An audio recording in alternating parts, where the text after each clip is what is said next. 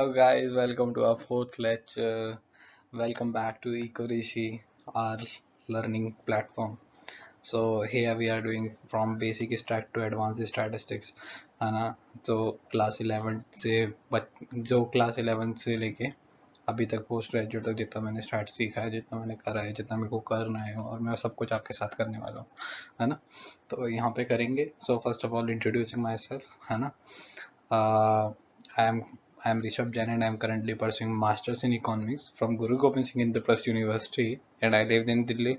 So कुछ time था ऐसा जहाँ पे अब जाके लग रहा है कि हाँ बेसिक स्टैट्स करने की ज़्यादा ज़रूरत है इंस्टेड एडवांस स्टैटिस्टिक्स से, क्योंकि बेसिक स्टैटिक पार्ट होता है, मतलब कि एक पार्ट है ना कि शुरू से स्टार्ट करो तो ज़्यादा अच्छा रहता है, बाद में पता नहीं कैसा हो, है ना?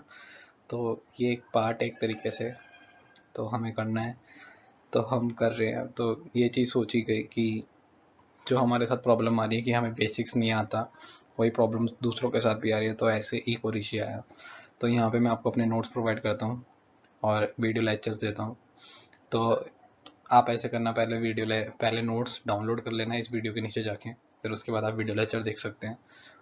और ये बहुत ज़्यादा भी बेसिक ट्यूटोरियल चल रहा है, तो आज की वीडियो अर्थमेटिक मीन के ऊपर है पूरी. सो चलिए स्टार्ट करते हैं. Let's begin.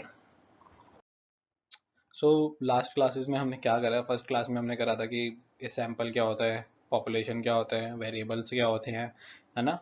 और पढ़ा था डेटा सोर्सेज क्या क्या होते हैं. फिर सेकंड क्लास में हमने करा कि सेंट्रल फिर सेकंड क्लास में करा हमने कि वो करा कि हम उसे 3 सीरीज में डिवाइड कर देते हैं, मतलब कि डेटा को कैसे रिप्रेजेंट करते हैं, इंडिविजुअल सीरीज, डिस्क्रीट सीरीज और कंटिन्यूस सीरीज. अब हमने लास्ट क्लास में देखा, थर्ड क्लास में, कि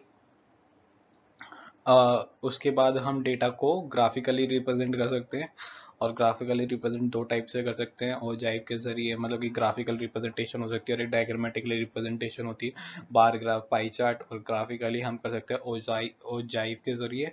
और एक और था, क्या था आप बताइए,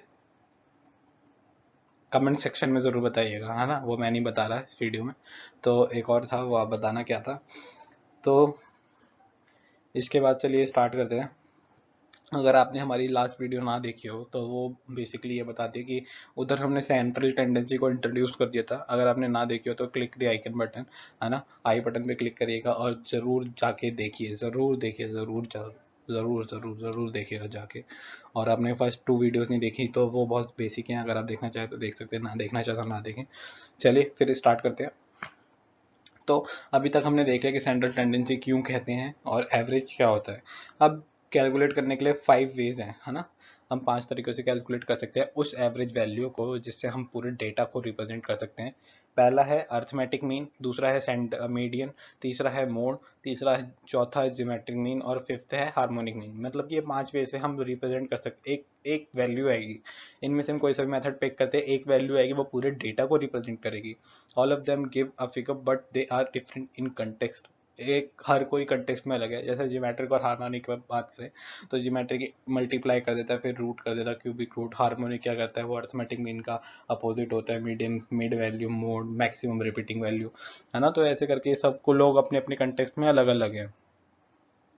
तो which method we should use, basically it depend upon the study. हम सच में ये बहुत ज़्यादा स्टडी हमारी किस चीज़ पे बेस करती है, बहुत ज़्यादा मतलब कि वो है एक तरीके से देखा जाए तो.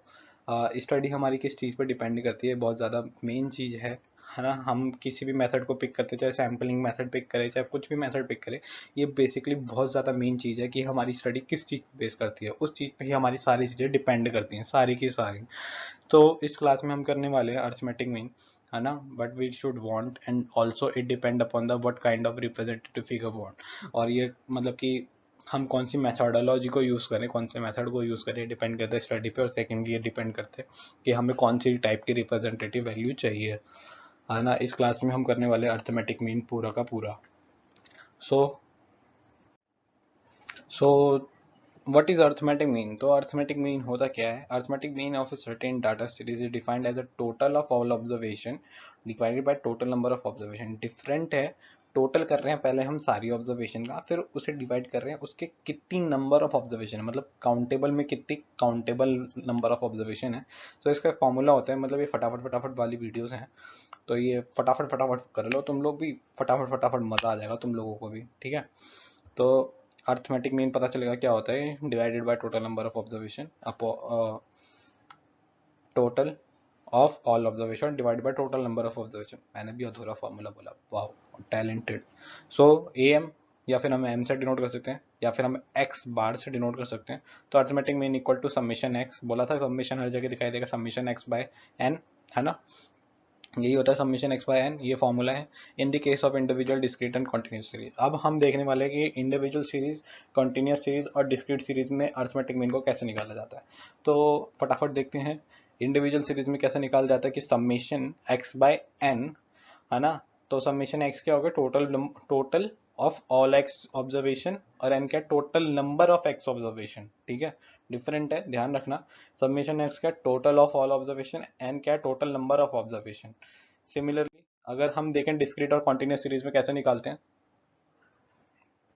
तो डिस्क्रीट सीरीज में निकालने का फॉर्मूला हमने देखा था। डिस्क्रीट सीरीज में दो चीजें होती हैं, एक तो एक्स वेरिएबल होता है, फिर एक फ्रीक्वेंसी होती है। क्यों होती है, क्योंकि एक ही वैल्यू कई बार रिपीट हो रही होती है, तो जो वो रिपीटेटिव नंबर ऑफ काउंट था वो हमारा फ्रीक्वेंसी था। जैसे 65 3 बार कर रहा था, 75 10 बार रिपीट कर रहा था, 78 15 बार रिपीट कर रहा था। तो 15 ये 5 10 और 3 क्या है, ये हमारा फ्रीक्वेंसी है, मतलब 15 10 और 3 क्या है, हमारा फ्रीक्वेंसी है, बाकी 65 और ये हमारा ऑब्जर्वेशन है ना। तो यहाँ पे क्या हो गया डिस्क्रीट में कि summation F X bye summation F, है ना। तो डिस्क्रीट में क्या होता है, एक तो फ्रीक्वेंसी भी गिवन होता है हमें, है ना, और एक एक्स ऑब्जर्वेशन भी गिवन होता है, तो हम उसे मल्टीप्लाई करते हैं, फिर उसका टोटल करते हैं। तो समेशन एफ एक्स बाय, तो each X value is multiply by its frequency then total it. So हर एक्स वैल्यू को हमें फ्रीक्वेंसी से मल्टीप्लाई करना है, फिर हमें उसे टोटल करना है, फिर उसे हम डिवाइड करना है कि टोटल ऑफ फ्रीक्वेंसी कितना है ना। टोटल नंबर ऑफ ऑब्जर्वेशन देख रहे थे ना, नंबर ऑफ ऑब्जर्वेशन तो वही हो कि वो जो एक्स वैल्यू है, वो जो एक्स ऑब्जर्वेशन है, वो कितनी बार रिपीट हो रही है, टोटल नंबर ऑफ ऑब्जर्वेशन वो हुआ, तो उसे हमें फिर ऐड करना है टोटल फ्रीक्वेंसी को। तो ये क्या हो गया, summation of F into x upon में समेशन एफ। तो ठीक है, ऐसे करना है। फिर ये डिस्क्रीट का हो गया। कॉन्टिन्यूस का फॉर्मूले लिखते रहना एक शीट पे, फॉर्मूले जरूर लिखना एक शीट पे, बनाते चलना साथ साथ, क्योंकि छोटा छोटा फॉर्मूला भी आगे जाके बहुत मैक्सिमम काम करता है, ठीक है। तो कॉन्टिन्यूस सीरीज में देखें तो सेम चीज। तो कॉन्टिन्यूस सीरीज में कैसे हो रहा है, summation F M upon F. तो एफ एम देखा था हमने क्या होता है कि एम तो मिड पॉइंट है ना, एम भी लिख सकते हैं, कैपिटल एक्स लिख सकते हैं, लेकिन एम सूटेबल है क्योंकि वो डिफरेंट कर जाता है क्लास इंटरवल में और डिस्क्रीट और उससे। तो एम सूटेबल रहता है मेरे को, तो अपना देख लेना तो ठीक है। तो ये होता है क्या है, summation F M by summation F. तो एम है मिड पॉइंट ऑफ क्लासेस, तो एफ एम क्या हो गया, class mid point multiplied by its respective frequency. F M क्या हो गया, जब हम क्लास मिड पॉइंट को उसके रिस्पेक्टिव फ्रीक्वेंसी से मल्टीप्लाई कर देते हैं तो वो हमारा एफ एम हो जाएगा, ठीक है। So these are measures of central tendency and these are direct method. तो ये क्या है, ये मेजर्स है किसके, सेंट्रल टेंडेंसी के, और ये डायरेक्ट मेथड है ना। Direct method in the sense कि हम एक्चुअल डाटा पे ये अप्लाई कर रहे हैं सारी चीजें। कभी कभार ऐसा होता है मैचुअल डेटा की जगह हम एक डेटा क्रिएट कर लेते हैं अपने लिए, अपनी सूटेबिलिटी के लिए, ठीक है। तो ये क्या है, ये these are the measure of central tendency and these are the direct method. मतलब ये सेंट्रल टेंडेंसी के मेजर है, डायरेक्ट मेथड है। Direct method it means we just using actual data for computation, हम एक्चुअल डेटा को use करें computation के लिए, ठीक है। अब इसके आगे अगर हम एक्चुअल डेटा का यूज ना करें तो वो डायरेक्ट मेथड नहीं होते, है ना। और उसे हम एज्यूम मीन या फिर स्टेप डेविएशन मेथड भी कह सकते हैं, है ना। इसमें हम एक चीज एक एक करके डेविएट करते चले जाते हैं चीजों को और श्रिंक करते चले जाते हैं, ताकि हमारी कैलकुलेशन सिंपलर बने और इफेक्टिव और रिस्पॉन्सिव बने, ठीक है। हम क्या करते चले जाते हैं कि डेविएट करते चले जाते हैं, मतलब कि जैसे कि अब हमारा 100 का है, 100 हमारा नंबर है, तो इसे 10 से डिवाइड करा तो 10 बच गया, फिर इसे 10 से डिवाइड करा तो 1 बच गया। ये हम एक एक करके डेविएट करते चले जा रहे हैं चीज़ों को, ठीक है। तो डेविएट करते चले जा रहे हैं चीज़ों को, ठीक है। अब इसके बाद हमने देखा कि अभी तक हम डायरेक्ट मेथड अप्लाई कर रहे थे, मतलब कि हमें एक्चुअल डेटा सेट पे अप्लाई कर रहे थे सारी चीज़ें। अब हम क्या करने वाले हैं, अब हम इनडायरेक्ट, मतलब कि अब हम डेटा बनाने वाले खुद का, मतलब कि कंप्यूटेशन के लिए हम अपनी चीज़ें बनाएंगे, है ना। अभी तक हम उसी डेटा पे डील कर रहे थे जो हमें गिवन था, जैसे हमें एक्स वैल्यू दे दी, फ्रीक्वेंसी दे दी, हम उसी पे डील कर रहे हैं। अब हम उस एक्स ऑब्जर्वेशन को बनाएंगे डील करने के लिए आगे चीज़ों के साथ, ठीक है। तो टू सिंपली कैलकुलेट, हम यूज कर सकते हैं अज्यूम्ड मीन मेथड, है ना, सुना होगा अज्यूम्ड मीन मेथड या फिर स्टेप डेविएशन मेथड, बहुत ही कॉमन है और बहुत ही ज्यादा पॉपुलर मेथड्स हैं।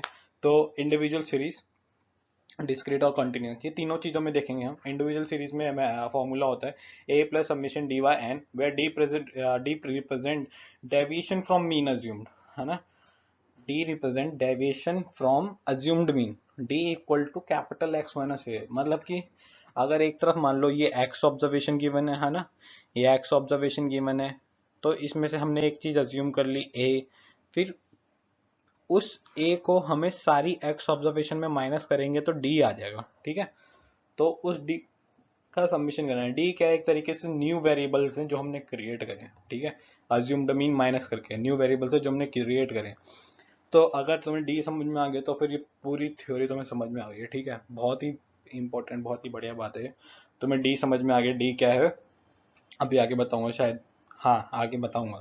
तो इंडिविजुअल सीरीज का फॉर्मूला ये है A plus summation D by N, तो डी क्या है X minus A, D represent कर रहा है डेविएशन फ्रॉम मी, ठीक है, अज्यूम्ड मी।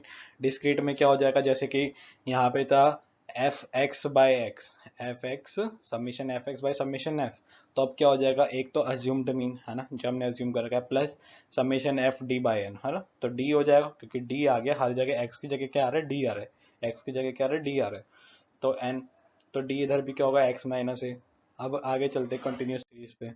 कंटिन्यूस सीरीज का हो जाएगा डी, कंटिन्यूस सीरीज में एम था वहां पे, समेशन एफ बाय एम था, summation F M by summation F था, तो यहाँ पे क्या हो जाएगा, ए तो सब में प्लस हो रहा है ना, ए कॉमन है, यहाँ पे एम की जगह डी आ गया, डी बाय, है ना, D equal to M minus A, from each of the class mid point we are subtracting assumed mean, ठीक है, हर क्लास में, हर क्लास के मिड पॉइंट में से हम सब्ट्रैक्ट कर रहे हैं अज्यूम्ड मीन।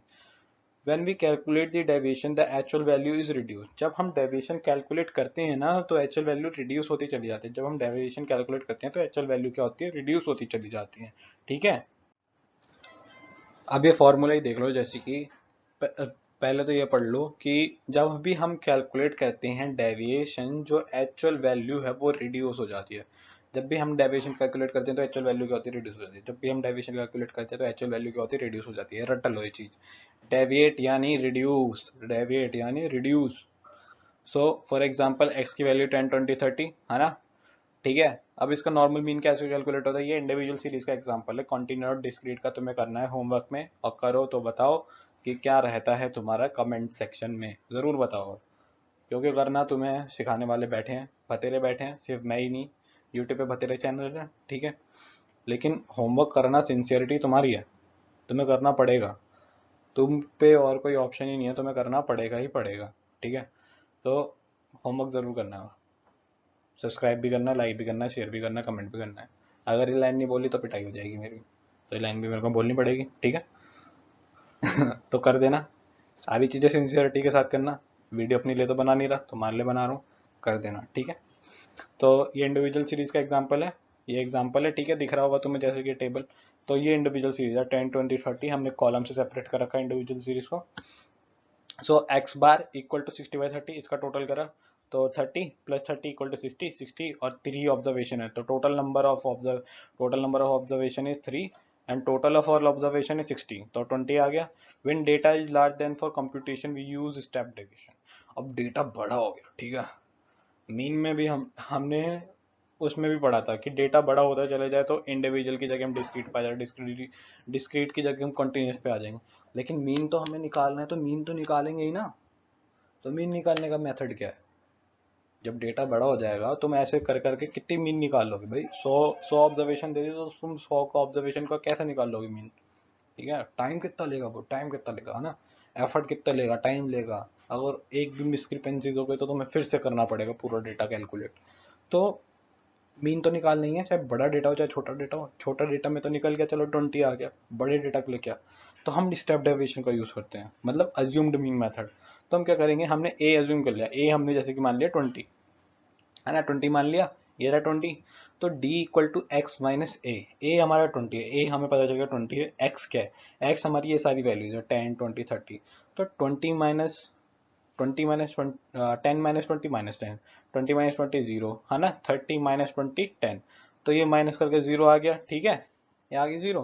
तो x2 बार क्या हो जाएगा, ये मतलब कि मीन 2, मीन टू है, ए की मीन निकाल लें हम, तो मीन टू क्या हो जाएगा, A plus summation D by N. A क्या है हमारा 20 है, ये रहा, तो 20 आ गया, समेशन डी क्या हो गया, ये डी 0 आ गया, 0/3, तो 20 आया मीन, कैलकुलेशन ईजियर हो गई, बस वही हुआ मीन जो हमने एज्यूम करा था, ठीक है। और सिमिलरली अगर हम x3 निकले, अब हमने सिंपल और सिंपल कर दिया, बिल्कुल सिंपल कर दिया, 10 आता था 10 की जगह 1 कर दिया, इसे 10 से डिवाइड कर दिया, है ना, डी यानी डेविएशन, डी को हमने 10 से डिवाइड कर दिया, अब जो डी हमारा पहले आया था, तो 10 से डिवाइड करेंगे, -1 0 1 आ गया, ठीक है। और इसका भी सम 0 ही आया, कुछ अलग तो आया नहीं, तो x3 equal to A plus summation D by N, ठीक है, इंटू 10 इक्वल टू 20, जो हमारा एज्यूम था ए, है ना, 20 प्लस डी क्या है 0 है, 0/3 इंटू 10, 10 हमने डिवाइड करा तो मल्टीप्लाई कर दिया, जैसा लेवत है वैसा देवत है, ठीक है भाई। तो x3 आ गया हमारा 20। तो हमने देखा कि सबसे ज्यादा कैलकुलेशन कहाँ पे इजी है, थर्ड वाले में। तो हम क्या करते चले जा रहे हैं, एक एक स्टेप करके डेविएट करते चले जा रहे हैं, चीजों को रिड्यूस करते चले जा रहे हैं। That's why it is known as step deviation और अज्यूम्ड मीन मेथड, ठीक है। रट लो, समझ लो, पढ़ लो, बढ़िया रहेगा, ठीक है। तो बस इसी के साथ हमारा आज का लेक्चर खत्म होता है। तो हमने क्या क्या सीखा, हमने अर्थमेटिक मीन सीखा, पूरा सीखा, है ना, ऐसा तो नहीं है कि हमने आधा पूरा करा है। हमने इंडिविजुअल, डिस्क्रीट और कॉन्टिन्यूस में सीखा, हमने देखा कि स्टेप डेविएशन कैसे करते हैं, तो पूरा अर्थमेटिक मीन यहाँ पे कवर। अब तुम्हारा काम है जाके यहाँ से होमवर्क करने का, ठीक है। अब यहाँ से जाके तुम्हें SC गुप्ता या SP गुप्ता में से जाके न्यूमेरिकल करने हैं, सॉल्व करने हैं पूरे पूरे, ठीक है। करो, अच्छे से करो, चलो ठीक है। तब तक गुड नाइट, टेक केयर, है ना। और ख्याल रखो अपना, अपने घर वालों का, सबका ख्याल रखो यार, जरूरी है आज के टाइम पे। ओके।